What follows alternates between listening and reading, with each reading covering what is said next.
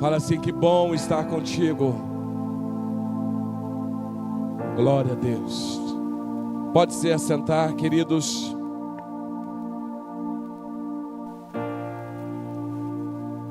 Deixa as luzes um pouquinho mais forte, por favor. Parabéns, mulheres, pelo Dia da Mulher. Quantas mulheres estiveram aqui no evento de ontem? Foi bom? Bom? Foi maravilhoso, né? Porque o preço que ficou. Você não pagou, você achou que foi de graça, né? De graça para ti, mas ficou caro. Mas você, mulher, merece. Parabéns, parabéns a cada mulher. Como também eu quero agradecer a cada homem que esteve aqui na quinta-feira, umbrando essas cadeiras, tirando essas cadeiras. Depois ontem à noite, voltando essas cadeiras.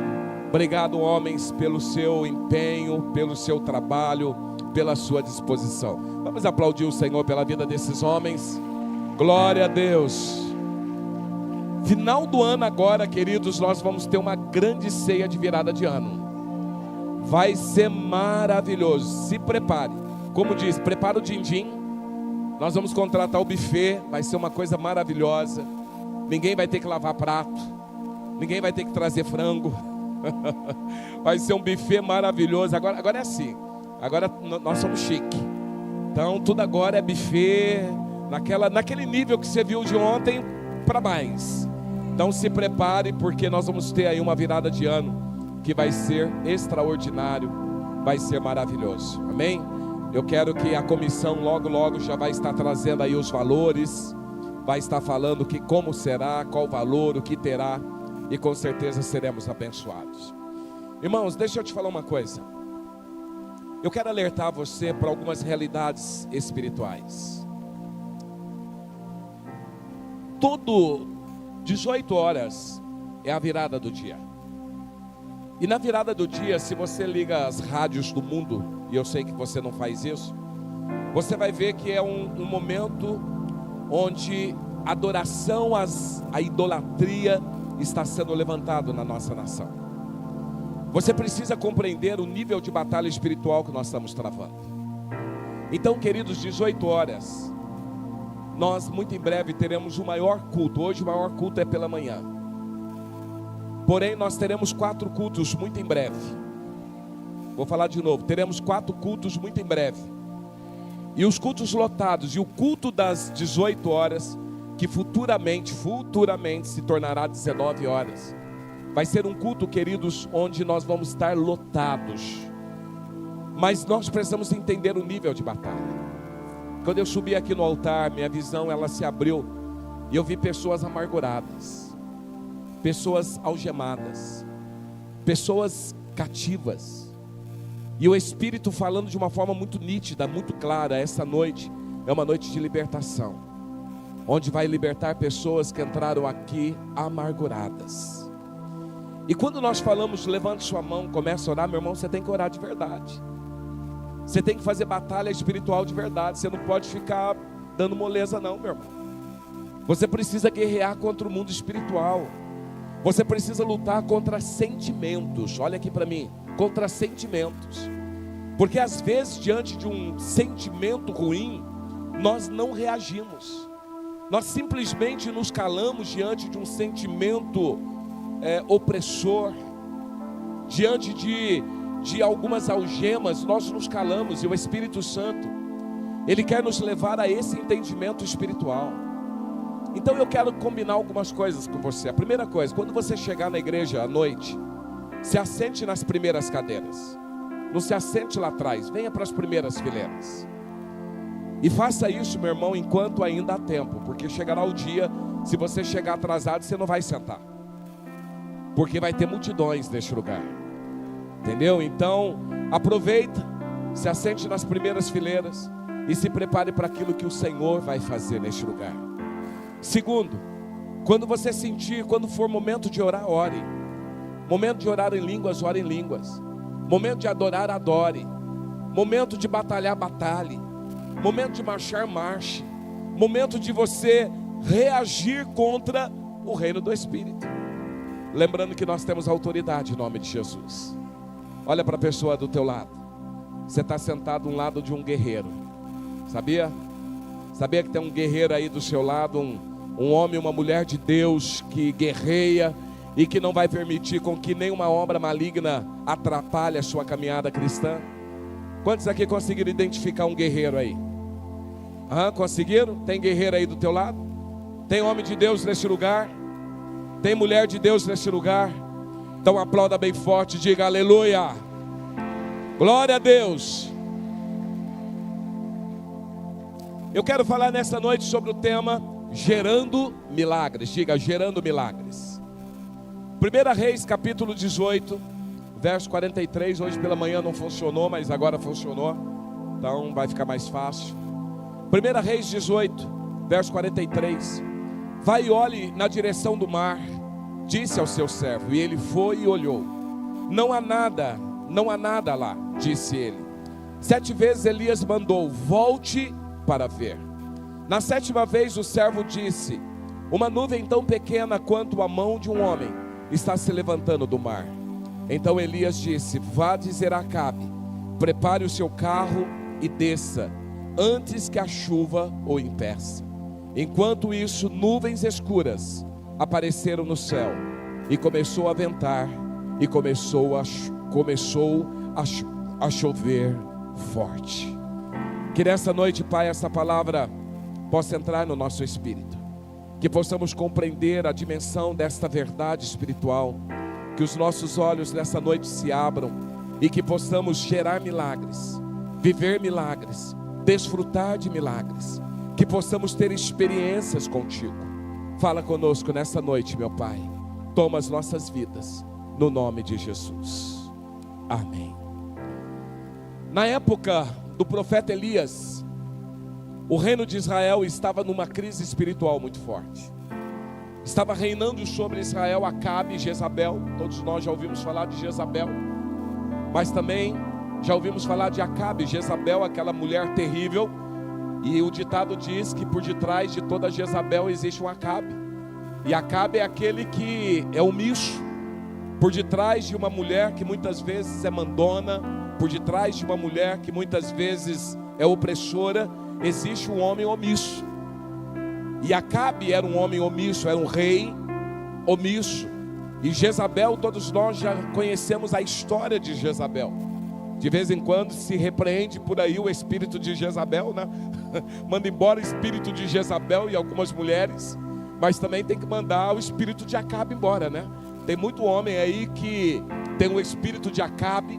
Ele vê a sua casa afundando, ele vê a sua casa totalmente sem comando, e ele continua sem comandar. Então, quando nós olhamos para a história do profeta Elias, Elias então estava vivendo um tempo de crise espiritual, onde o reino de Israel estava numa crise terrível.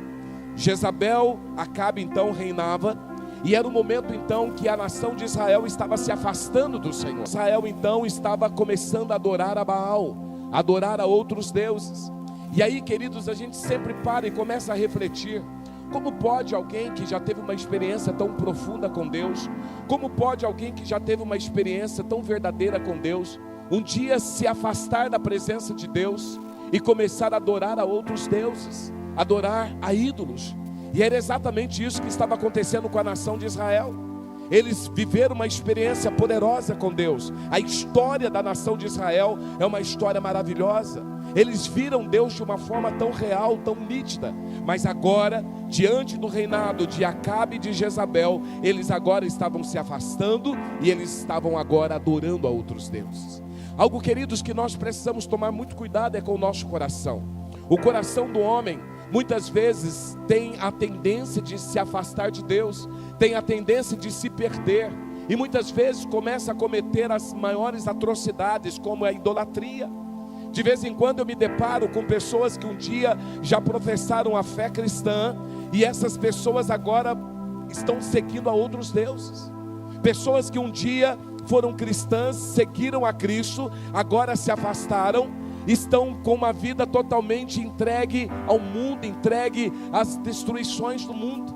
Isso quer dizer, queridos, que nós precisamos todos os dias sondar o nosso coração, guardar o nosso coração, para que nunca nos afastemos do Senhor, para que nunca nos perdemos durante a caminhada cristã. E muitas vezes, queridos, essa perda, ela acontece diante de uma frustração. Pessoas, quando elas não têm uma essência real do Evangelho de Cristo, pessoas não suportam tribulações, pessoas não suportam perseguições, pessoas querem um Deus apenas que libere bênçãos sobre elas. Mas quando então está enfrentando afrontas, ou está enfrentando o dia mal, algumas pessoas se perdem na caminhada cristã. No próximo domingo, queridos, eu vou trazer uma mensagem baseado nas 7 igrejas, a carta às 7 igrejas, mas uma mensagem que nos leva a refletir sobre o que é a essência do Evangelho de Cristo, e como não nos perdermos, e como avaliar se a nossa fé dentro da palavra de Deus está alinhada com o propósito do reino ou não. Mas eu quero que você pare e comece a entender. Israel então estava se afastando de Deus, estava agora se entregando à idolatria. Isso agora faz com que o coração de Deus se ire. Deus fica irado de ver o povo se afastando, o povo se perdendo, o povo agora se entregando às idolatrias. E Deus agora lança um decreto sobre Israel: não cairá chuva durante 3 anos. Não vai cair chuva durante 3 anos. Queridos, nós aqui em Barretos já vivemos alguns meses sem chuva. Como é terrível, né? Agora imagina 3 anos sem chuva. E a Bíblia diz então que no final de 3 anos, Deus agora chama de volta o profeta Elias. E Deus fala para Elias: Elias, eu quero que você confronte Acabe, e eu quero que você confronte os profetas, os 400 profetas de Baal. E agora se encontram lá no Monte Carmelo. E no Monte Carmelo, todos nós conhecemos a história, quando Elias então, ele desafia Acabe, desafia os profetas de Baal. E ali então ele fala: olha, o Deus que responder por fogo sobre o altar, este é o Deus verdadeiro. E a Bíblia diz então que os profetas de Baal, eles passaram o dia clamando a Baal, clamando o Deus que não pode fazer nada, o Deus que não faz nada, o Deus que não tem poder. E nada aconteceu. E aí a Bíblia diz que o profeta Elias então, ele restaura o altar, ele joga água sobre o altar, e ele clama por fogo, o fogo desce. E naquele momento agora, o altar é consumido, e todos veem que Deus é o Deus verdadeiro. Diante desse cenário então, diante dessa realidade espiritual, Deus olha para Elias, e Deus fala: Elias, agora vai chover. Agora vai chover. Depois de 3 anos de seca, depois de 3 anos vivendo momentos terríveis, agora Deus fala: agora virá chuva sobre Israel. Mas quando eu olho agora, queridos, esse cenário, nós entendemos, nós aprendemos aqui 3 lições extraordinárias que nós queremos compartilhar com você hoje. Primeira lição: milagres são gerados no reino do Espírito. Diga: milagres são gerados no reino do Espírito. Olha o verso 41. E Elias disse a Acabe: vá comer e beber, pois já ouço o barulho de chuva pesada. Então Acabe foi comer e beber, mas Elias, ele subiu até o monte, o alto do Monte Carmelo, dobrou-se até o chão, pôs o rosto entre os seus joelhos. Primeira realidade espiritual: milagres, eles são gerados no reino do Espírito. 3 anos numa seca terrível, e Deus olha para Elias, Deus fala: Elias, agora vai chover. E Elias então olha para Acabe e fala: Acabe, pode comer e beber, pode sair, pode comer e beber, porque virá chuva, e vai vir uma chuva forte. E a Bíblia diz então que Acabe, ele sai, Acabe vai comer e beber, mas Elias faz o quê? Elias sobe no Monte Carmelo, e lá no monte, ele começa a gerar milagres, orando e clamando a Deus. Entenda uma coisa: Elias, ele tinha uma palavra de Deus. Deus havia falado para Elias que a chuva viria. Mas Elias, mesmo tendo a palavra de Deus, liberada de Deus, Elias, ele foi se posicionar diante de Deus, para que o milagre viesse. Acabe foi comer e beber, mas Elias foi orar. Quando eu olho para essa lição, queridos, eu vejo que muitos de nós temos promessas de Deus. Quem aqui já tem promessas de Deus? Quantos aqui tem promessas de Deus? Amém, você tem promessas de Deus. E tem pessoas que falam assim, olha, eu tenho uma promessa de Deus e eu vou esperar a promessa se cumprir. Porém passa um ano, entra ano, sai ano, parece que nada acontece. E sabe por que não acontece? Porque promessas, elas são geradas no reino do Espírito. As promessas acontecem quando eu estou posicionado em Deus. Deus pode ter promessa para a sua vida, mas se você não estiver no lugar que Deus quer que você esteja, essa promessa não vai acontecer. Mesmo tendo uma palavra de Deus, tendo uma liberação do céu sobre a sua vida, se você não estiver posicionado em Deus, e essa foi uma das primeiras ministrações desse ano pelo apóstolo, se você não tiver um posicionamento em Deus, essa promessa não vai acontecer. A Bíblia diz que enquanto Acabe foi comer e beber, Elias, ele foi orar. Elias subiu no Monte Carmelo e ele foi clamar a Deus. Elias foi gerar o milagre no reino do Espírito. Meu irmão, entenda uma coisa. Infelizmente, muitas vezes nós somos místicos demais. Os crentes, eles acreditam quando um profeta levanta e fala, eis que te digo, meu filho, Deus vai fazer tal coisa, ele acredita. Mas ele não crê que as promessas de Deus liberadas sobre nós são promessas reveladas. São promessas que estão na palavra de Deus. A palavra de Deus é o maior livro de promessas liberadas sobre a minha vida e sobre a tua vida. Entenda uma coisa, meu irmão. Quando você começa a meditar na palavra, você vai ver as palavras, as promessas poderosas de Deus sobre as nossas vidas. Lá tem promessas para o teu casamento. Lá tem promessas para os seus filhos. Lá tem promessa para a sua saúde. Lá tem promessa para todas as áreas da sua vida. Mas muitas vezes nós não cremos. Nós simplesmente queremos que alguém se levante e fale para nós o que Deus já falou. Revela para nós o que Deus já revelou. Mostre para nós aquilo que Deus já mostrou. Então ficamos esperando o homem falar, mas não ficamos aguardando, olhando, velando pela palavra liberada de Deus, na palavra sobre as nossas vidas. Nós precisamos começar a entender, queridos, que muitas promessas ainda não se cumpriram. Não foi porque Deus não nos ouve ou porque Deus não nos ama, mas é porque nós não nos posicionamos no lugar que Deus deseja que nós estejamos. Tem muitas pessoas fazendo como Acabe, estão comendo, bebendo, vivendo a sua vida desta forma. Mas homens, profetas que veem, que entendem o mundo espiritual, eles estão gerando promessas no Espírito. Eles estão subindo no monte, eles estão clamando a Deus e clamando pelo milagre, pela liberação dos milagres dos céus. É exatamente isso que Elias fez. Elias foi gerar esses milagres. E eu quero, meu irmão, nessa noite, te motivar a gerar as promessas de Deus no Espírito, orando, buscando a Deus, clamando. Talvez você entrou aqui hoje, a sua vida está um bagaço, a sua vida está destruída, você está passando por dificuldades. Eu te convido, meu irmão, a gerar esta mudança no Espírito, a orar como nunca orou antes, a jejuar como nunca jejuou antes, a buscar a Deus como nunca buscou antes. Eu te convoco, meu irmão, a um tempo de busca, de consagração, porque é no lugar secreto que nós vamos descobrir os segredos de Deus. É no esconderijo do Senhor que nós vamos conhecer o coração do Pai, aquilo que Ele tem para a minha vida e para a tua vida.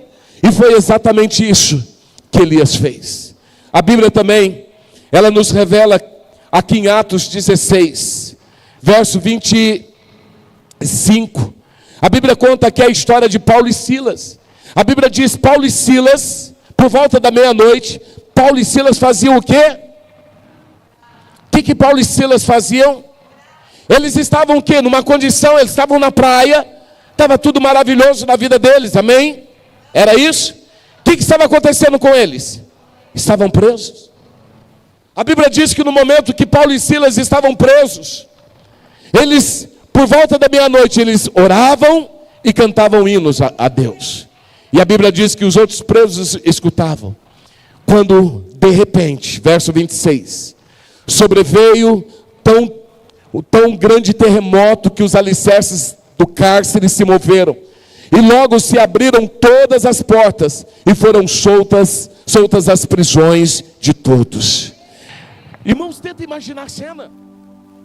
Paulo e Silas estavam presos. E lá na prisão eles glorificavam a Deus, eles oravam, eles adoravam a Deus.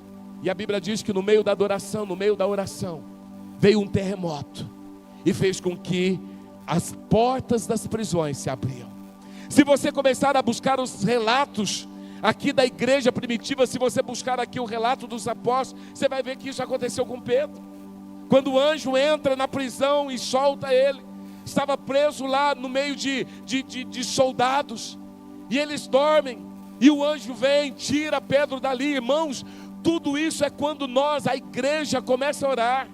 E a Bíblia diz que quando Pedro viveu este momento extraordinário, a Bíblia diz que a igreja do Senhor estava o quê? Orando, orando. Meu irmão, o que vai mudar a sua vida é oração. Eu me lembro, queridos, quando nós estávamos aqui, tinha um centro, e quantas afrontas esse centro fez para a igreja. E um dia nós falamos, nós vamos começar a orar. Eu lembro até hoje, levanta as suas mãos, e aqui nós começamos a orar. Cadê o centro? Fechou. Me lembro de uma liberação profética que eu disse, olha, essa semana eu vou entrar naquele lugar e eu vou orar naquele centro. Lembra disso? Nessa semana, quando foi na quarta-feira, meu telefone tocou. O vizinho comprou aquele terreno, colocou os donos do centro para correr, e o vizinho falou assim, pastor, tem como você vir orar aqui? Na quarta-feira, falamos isso no domingo. Sabe o que é isso? É oração. Sabe o que vai nos levar a gerar milagres? A oração. Não é a murmuração, não é a reclamação, não é você ficar de mal de Deus, não é você ficar bicudo com Deus, não. Nós precisamos começar a gerar milagres através da oração. Diga, eu preciso orar mais. Quer gerar milagres, meu irmão? É através da oração. Acabe foi comer e beber, mas Elias subiu no monte e ele foi gerar milagres. Teu filho precisa mudar, teus filhos precisam ser restaurados, teu casamento precisa mudar, suas finanças, sua saúde. Um milagre tem que acontecer na sua vida. Gere através da oração. Segunda lição que eu aprendo: milagres são gerados ainda quando não se vê nada. Diga, milagres são gerados. Mais forte, milagres são gerados ainda quando não se vê nada. Verso 43. Vai e olhe na direção do mar, disse ao seu servo. E ele foi e olhou. Não há nada, não há nada lá. Disse ele, 7 vezes Elias mandou, volte para ver. Na 7ª vez o servo disse, uma nuvem tão pequena quanto a mão de um homem está se levantando do mar. Queridos, imagine a cena. Elias sobe naquele monte por uma palavra de Deus, e ali ele começa a orar e começa a gerar chuva. Mas fazia 3 anos que não chovia. Fazia 3 anos, queridos, que a seca estava assolando Israel. Mas Elias está ali por uma palavra, pela liberação de uma palavra de Deus. Ele está gerando chuva, ele está orando por chuva. E a Bíblia diz que ele olha para o seu servo e disse, olha, vai lá e olha se tem algum sinal de chuva. O servo vai, olha e fala, não tem nada.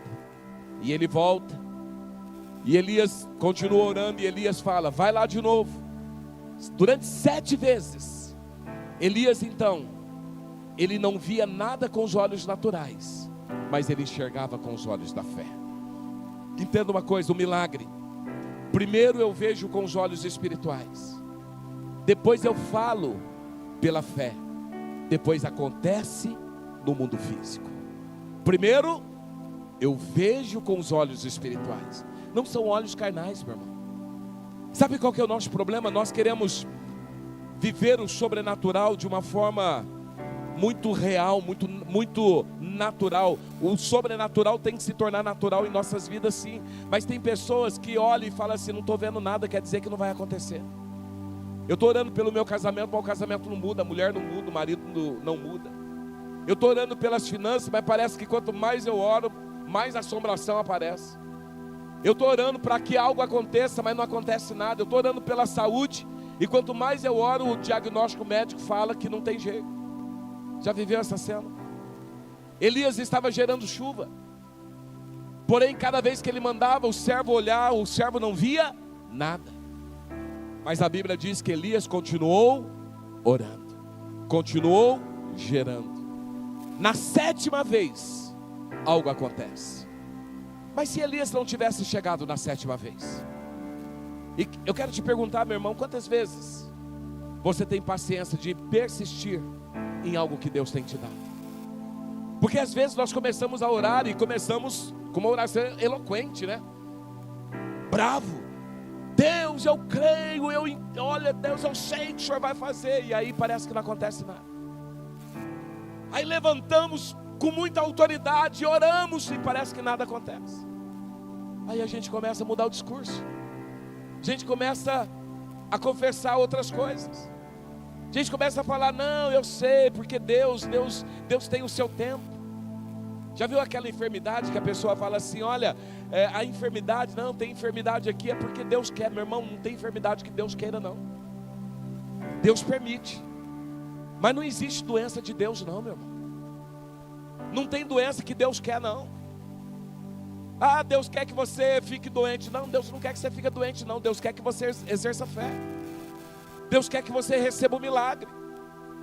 Então, queridos, às vezes nós começamos bem, mas nós terminamos mal. Começamos a orar por um filho que se perdeu, mas na 5ª vez nós já estamos orando meio fraquinho.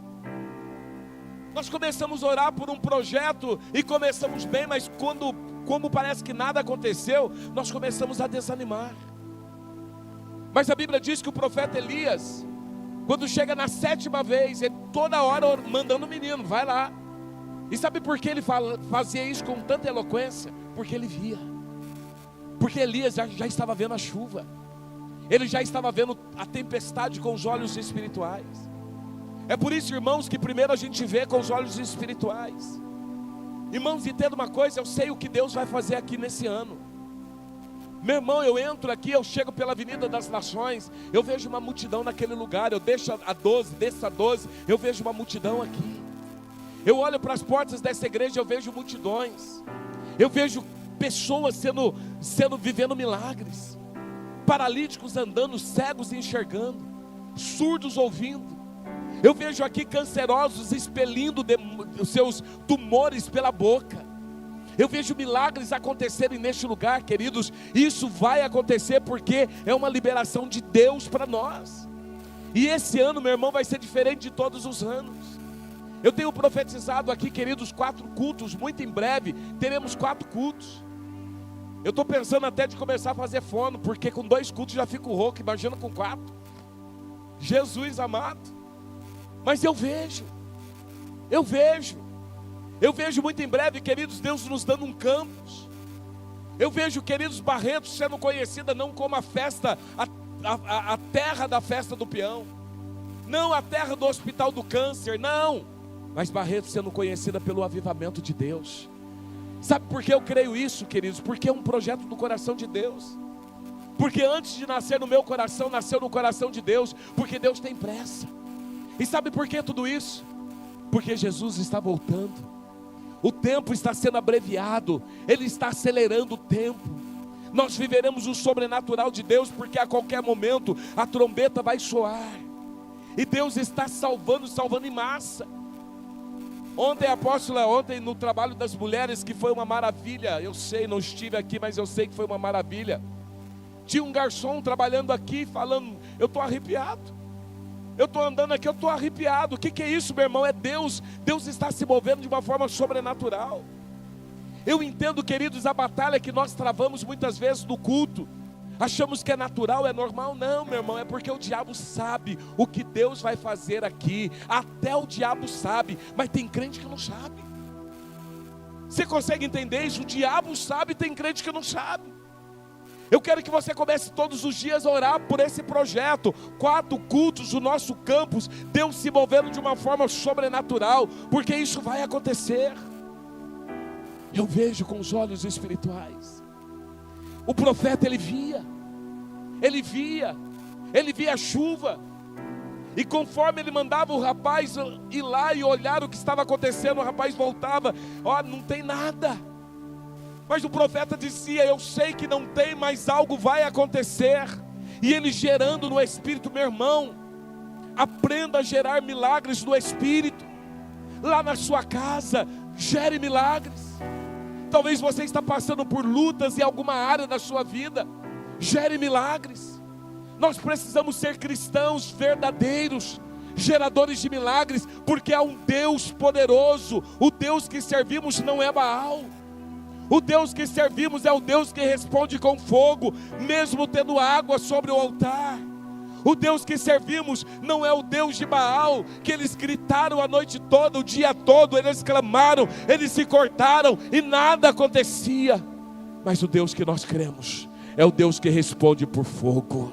E eu quero profetizar nesta noite, meu irmão, há uma nuvem de glória de Deus sobre este lugar, e Deus está se movendo de uma forma poderosa, e vai começar a mudar a sua história, vai mudar a sua casa, vai mudar os seus sonhos, vai mudar os seus projetos, vai abrir a sua visão, vai levá-lo a alcançar aquilo que você achava impossível. Este é o tempo de Deus. E a Bíblia diz que quando foi a 7ª vez, o jovem voltou para o profeta e disse, profeta, não tem nada. A única coisa que tem é algo muito insignificante. É uma nuvem do tamanho da mão de um homem. Mas sabe o que é uma nuvem do tamanho da mão de um homem no céu? É algo aparentemente insignificante. Não é nada. Eu quero, meu irmão, que você comece a entender isso. Talvez o que você está vendo não é nada. Talvez você está olhando e você olha e fala assim, não tem jeito. Nós acabamos, queridos, de sair de um período de carnaval que foi um escândalo nessa nação. Eu acho que nunca nós vivemos um tempo tão terrível quanto esse ano.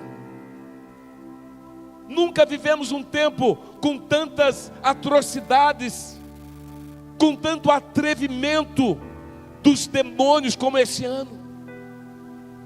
Mas eu quero que você entenda algo. Mesmo essa nação perdida, mesmo essa nação vivendo esse sentimento terrível, Deus ama essa nação, e Deus vai salvar essa nação. Deus ama esta cidade, e Deus precisa de uma igreja que se levanta como profeta, que mesmo no meio do caos profetiza. Uma igreja que se levanta com autoridade para profetizar. Barretos é de Jesus. Barretos é a terra do avivamento. O Brasil é a terra do avivamento. O Brasil é celeiro de profetas. Nós viveremos o maior avivamento de todos os tempos. Homens e mulheres que profetizam. Homens e mulheres que veem. Não vê o que os olhos naturais veem, mas vê o que o céu anuncia. Você consegue entender? Não é ver o que os seus olhos veem, mas é ver o que os céus anunciam. Ao invés de você ver o marido drogado, veja um profeta de Deus. Ao invés de você olhar para a sua esposa, uma mulher descuidada, vê lá uma mulher de Deus. Ao invés de olhar para filhos perdidos, vem filhos apaixonados por Deus. Homens e mulheres que veem com os olhos espirituais. Hebreus 11:1 diz, ora, a fé é a certeza daquilo que esperamos, mas é a prova das coisas que não vemos. Talvez hoje você não vê nada, mas os seus olhos espirituais serão abertos, e você vai contemplar o que Deus vai fazer. Hebreus 11:30, pela fé, caíram os muros de Jericó, depois de serem rodeados por 7 dias. Nós hoje estamos começando uma campanha de 7 dias. 7 dias de jejum. 7 dias que nós vamos rodear em torno desse quarteirão. 7 dias. Sabe por que isso? O comando que Deus nos deu. Porque nós sabemos, queridos, que todo o céu de bronze vai cair por terra. Nesses 7 dias, Deus está movendo este lugar. Deus está movendo essa cidade. E Deus vai liberar sobre este lugar um milagre extraordinário. Vai ser algo poderoso, meu irmão. As muralhas de Jericó foram cercadas durante 7 dias. 7 dias eles rodearam Jericó, e Jericó, as muralhas caíram. E eu quero declarar que toda muralha na sua vida vai cair nesses 7 dias. Agora é desafio, meu irmão. É desafio. Primeiro desafio, jejum todos os dias. Após como que é esse jejum? Uma refeição por dia. Dá conta? Uma refeição por dia. Não precisa comer tudo não, tá? Tem gente que fala assim, já que é uma, vamos fazer valer essa uma. Calma. É uma refeição. Exemplo. Almoçou hoje, só almoça amanhã. Depois só almoça, não come mais nada. Jejum. Apóstolo, não dou conta. Ok, põe 2 refeições. O melhor é se você puder colocar uma refeição só. Esse é o desafio. Não consegue? Ok, faz 2 refeições. Não consegue 2, faz 3. Não consegue nos 3, meu irmão, você é um morto de fome. Que não é possível. Não é possível. É igual a irmãzinha um dia chegou para mim e falou assim, apóstolo, eu consigo fazer jejum 2 horas por dia. Falei, minha irmã, deve ter uma lombriga aí dentro.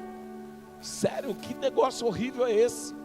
O desafio é uma refeição no dia. É um desafio. Você quer viver um novo nível espiritual? Batalha espiritual, meu irmão? Aceite o desafio. Vamos viver um novo tempo. Vamos viver uma nova conquista. Apóstolo, não dou conta. Coloca mais uma refeição. Mas meu irmão, entra nesse jejum. Tem crente que quer viver grandes coisas, mas não quer sacrifício. A Bíblia diz sobre jejum. Jejum não é opção da igreja. A Bíblia diz, quando jejuares. Isso quer dizer que todo crente tem que jejuar. Então, meu irmão, o Senhor espera que eu e você jejuemos. Então jejua. Você quer viver um novo nível? Entra nessa batalha começando hoje. Começando hoje uma refeição. Mas calma, o negócio vai ficar mais complicado, porque daqui 2 semanas serão 3 dias de jejum. Daqui 2 semanas.